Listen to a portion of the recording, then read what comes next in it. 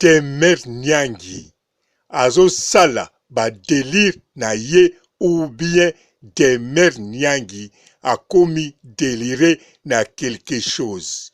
Oui, Demer Nyangi a commis déliré na quelque chose. Pourquoi? Parce que Baken Piana Oyo balobaki pona ye en tout cas etouchaki ye makasi.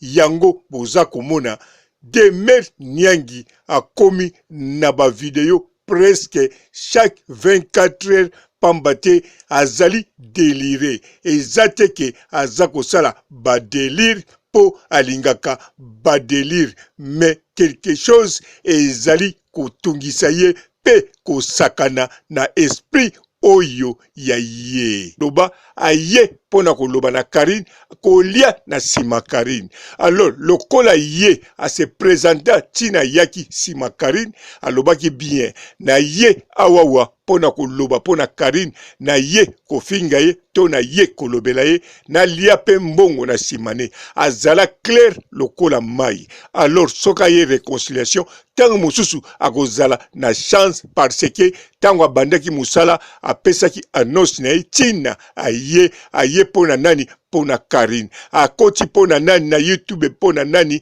na nzela ya ye moko mama YouTube lokola akotaki na nzela ya mama YouTube en tout cas akoki na ye koya ko réconcilier pambate po ba délire ekima ye akomande ko délire normal. Bien mbote ba papa ba mama bandeko mbote ba rando na ba randonette mbote batoyo balingaka rando na ba oyo balingaka rando te mbote ba jeune garçon na ba jeune fille mbote bana mike na ba bébé mbote ba Sainte Noirite, Sainte Thérèse, Sainte Ingrid Kabongo.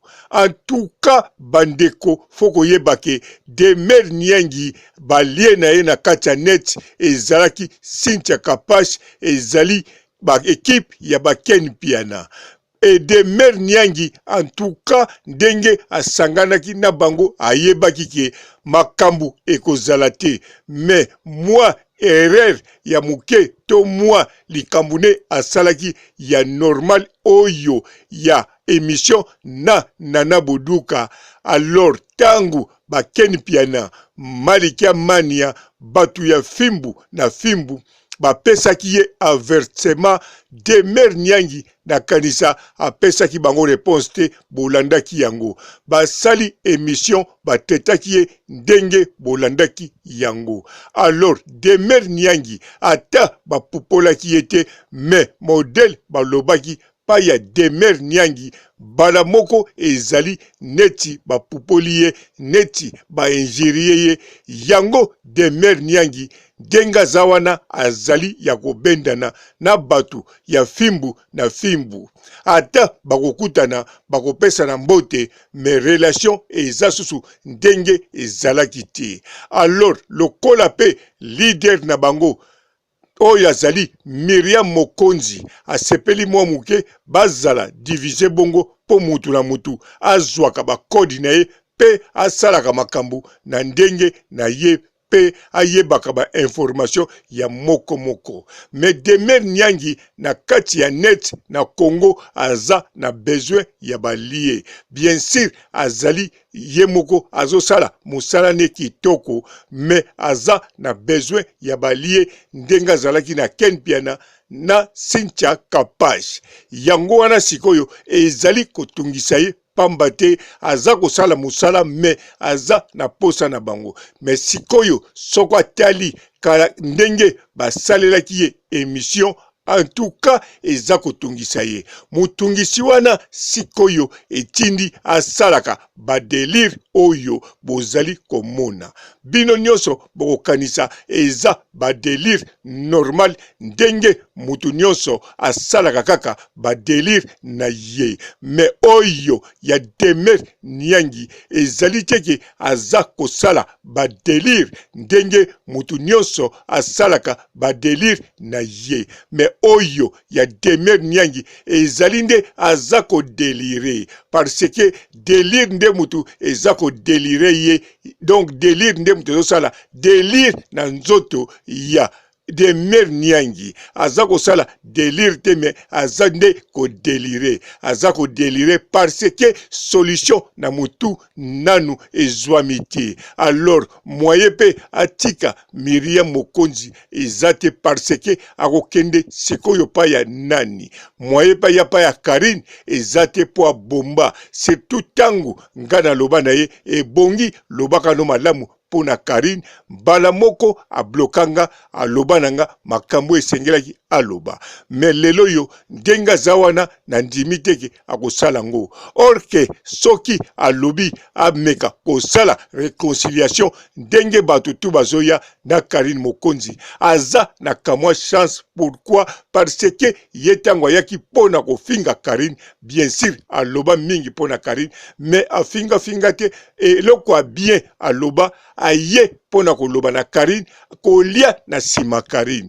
Alors lokola ye a se présenter tina yaki sima Karine alobaki bien na ye awawa pona koloba pona Karine na ye kofinga ye to na ye kolobela ye na lia pe mbongo na simane azala clair lokola mai. Alors soka ye réconciliation tango mususu akozala na chance parce que tango abandaki musala apesaki annonce na ye tina aye pona nani pona Karine akoti pona nani na YouTube pona nani na nzela ya yemoko mama YouTube lokola akotaki na nzela ya mama YouTube en tout cas akoki na koya ko réconcilier pambate po ba délire ekimaye a commandé ko délire normal. Bien sûr naza sur ba page ya Karine Mokonzi neti baliboma ya Karine Mokonzi en tout cas na kanisa ata zongi bako pese nanu mwa baptême parce que ba page ya Karine Mokonzi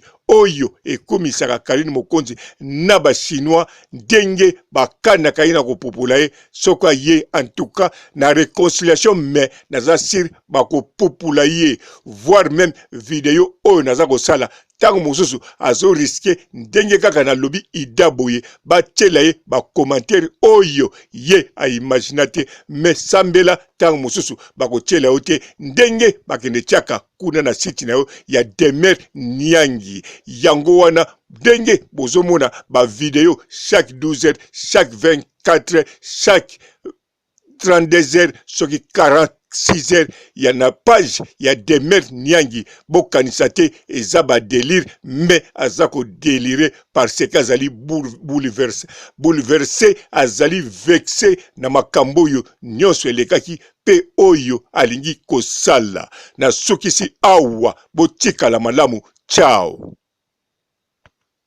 Bonjour fidèles internautes de www.elengiakomba TV. Bonjour, bonsoir, balandi nyonso ya Elengi ya Komba. Congolaise TV.